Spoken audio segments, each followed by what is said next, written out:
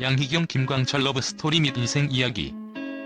어떤 사람들은 나중에 성장해서 자신의 어릴 적 상황에 그대로 놓이기도 합니다. 일례로 계모의 밑에서 자랐던 사람이 나중에 자신이 계모가 되기도 하죠.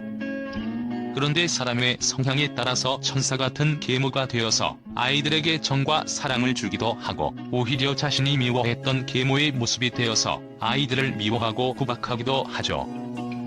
탤런트 양희경의 모습을 보면서 과연 어떤 행동을 해야 하는지 한번 돌이켜볼 필요가 있네요. 연극 작품을 하고 언니 양희은 대신에 틈틈이 라디오 DJ를 맡기도 하는 등의 활동을 하던 양희경은 결혼과 동시에 은퇴합니다. 그리고 1985년에야 비로소 연극 한시연대기로 정식으로 데뷔합니다. 양희경의 삶은 어릴 적부터 다사다난했습니다. 집안은 유복했는데 아버지가 바람을 피워서 계모를 맞아들여야 했죠. 아버지는 이북 출신으로 서북 청년 사건 때 진남포에서 단신남아한 양정길입니다. 육사 4개 포병 장교를 거쳐 미국 유학까지 다녀온 엘리트였고, 어머니 윤순모는 서울예대 성악과 출신의 디자이너였죠. 그런데 아버지가 외도를 하고 새엄마가 들어오게 되면서 양희경은 계모의 핍박을 받으며 자라게 됩니다. 계모 밑에서 구박을 받아 늘 소화불량으로 고생했죠. 그때 언니가 기댈 수 있는 유일한 언덕이었어요. 양희경은 가수 양희은의 동생입니다.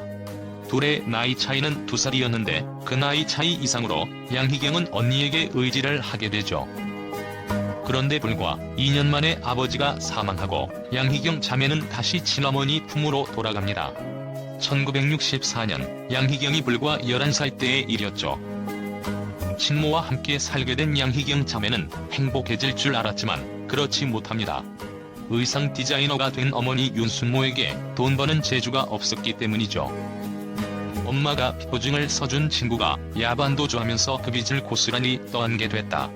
설상가상으로 양장점에 불까지 났다. 엄마는 너무 우아해서 경영 마인드랄까, 보증 서면 안 된다랄까, 그런 게 없었다. 우아하게 도장을 찍었겠지. 덕분에 나의 20대가 날아갔지. 결국 언니 양희은이 대신 돈을 벌게 됩니다. 통기타 하나 들고 나가서 노래를 부른 것이죠. 엄마가 보증 섰다 망해 그 빚을 갚아야 했던 것에 대해서는 아직 화해하지 않았다. 화해가 될 것 같아? 그게? 그리고 동생 양희경은 어머니 대신에 집안 살림을 하게 됩니다. 졸지에 언니가 아버지가 됐다. 그게 힘들었다. 언니는 돈을 벌고 나는 살림을 했다. 밥하고 빨래하고 몇 년 하다 시집갔다. 언니로부터 도망가려고. 언니가 아버지 노릇을 하면서 일거수일투족을 다 간섭했다. 결국 어릴 적에 기댔던 언니였지만 삶에 지친 나머지 양희경은 언니의 속박으로부터 벗어나고자 합니다. 양희경의 고백처럼 양희경은 언니로부터 벗어나기 위하여 1977년 24살이라는 어린 나이에 한모 씨와 결혼을 하게 됩니다. 전도 유망한 연극배우로서는 이해할 수가 없었던 선택이었지만 그만큼 언니로부터 벗어나고 싶었던 마음이 절박했던 것이죠. 이후 양희경은 남편과의 사이에 두 아들을 두게 됩니다. 그런데 여우를 피하려다가 호랑이를 만나게 된 것일까요? 이제는 시집살이가 양희경을 기다리고 있었습니다. 결혼할 당시 50kg이었는데 1년 만에 60kg이 됐다. 시집살이를 하면서 스트레스 때문에 한 달에 1kg씩 쪘다.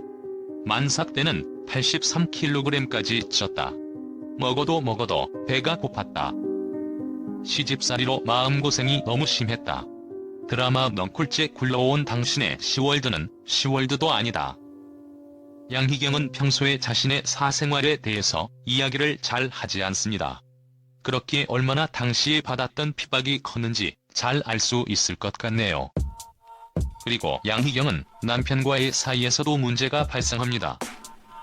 1997년 9월 전 남편과 이혼을 했어요. 그 전부터 별거 생활은 이미 했었고요. 단순히 성격 차이라고 말할 수 없는 복잡한 일들이 많았습니다. 2살의 아이 때문에 이혼은 안 하고 살려고 그랬죠. 하지만 쉽지 않았습니다. 여러 문제에 얽혀있는 남편은 식구들까지 괴롭히고 있었으니까요. 그 후 양희경은 혼자 아이들을 키우다가 언니 양희은의 충고를 받아들입니다. 좋은 사람 있으면 사귀고 그래야지. 이 세상엔 좋은 사람이 더 많다니까. 양희경은 김광철과 재혼하게 되는데 바로 언니 양윤의 소개로 만나게 되죠. 예의 바르고 투박한 그의 첫인상이 처음부터 매력있어 보이진 않았어요. 하지만 연예인이던 저를 알아보지 못하는 그 사람을 보고 오히려 의아해했죠. 그저 손님 대하듯 가구에 대한 설명을 늘어놓던 그에게 호기심마저 들기 시작했어요. 연예인이라고 하면 편견이나 선입견이 있잖아요. 그런데 전혀 저에 대해서 모르고 있던 눈치였어요. 나중엔 제 입으로 그 유명한 가수 양희은씨 있잖아요. 그분이 제 언니거든요라고 직접 이야기했다니까요. 이 사람과 결혼을 한다면 괜찮을 것 같다는 생각이 가끔 들곤 했어요. 하지만 이제 막 사춘기에 접어든 그 사람의 딸을 배려하지 않을 수 없었어요. 물론 저도 자신이 없었고요. 제 뱃속으로 낳은 아이가 아닌데 그 아이에 대해서 얼마나 많이 알 수 있겠어요. 아빠에게 듣는 것도 한계가 있고요. 자신이 없었다는 표현이 오히려 더 솔직할 겁니다. 아마 양희경 본인이 계모로부터 당한 기억이 있기에 오히려 더 선뜻 다가서지 못했을 겁니다. 양희경과 김광철이 친구처럼 지내는 사이에 비보가 날아듭니다. 김광철의 딸이 불치병에 걸린 것이죠. 이렇게 그냥 보낼 순 없다는 생각이 들었어요.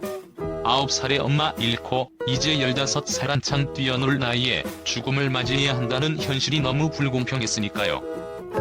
그런데 평소에 그런 양희경의 착한 마음씨를 알았던 걸까요? 김광철의 딸은 특이하게 자신의 집을 놔두고 양희경의 집에서 치료받기를 원합니다.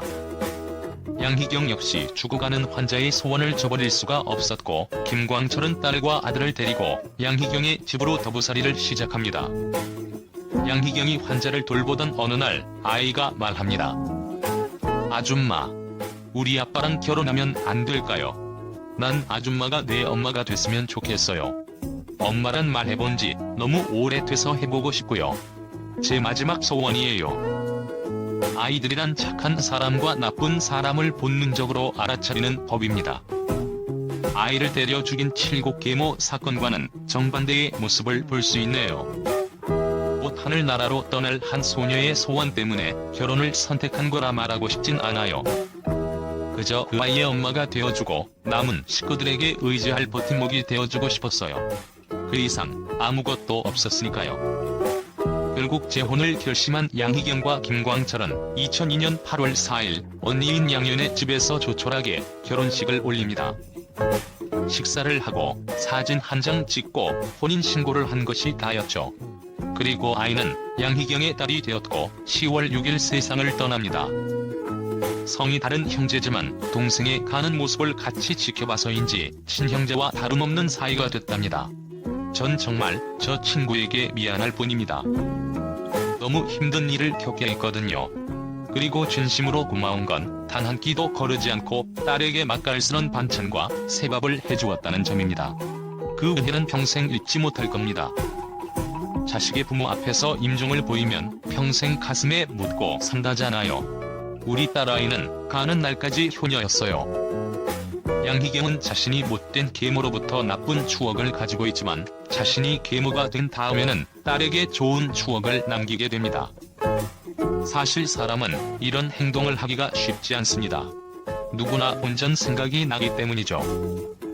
비록 김광철의 딸이 시한부 인생이라는 특이한 경우이기는 하지만 그 전에 양희경의 착한 마음씨를 알지 못했다면 결코 치료받는 장소로 양희경의 집을 선택하지는 않았을 겁니다.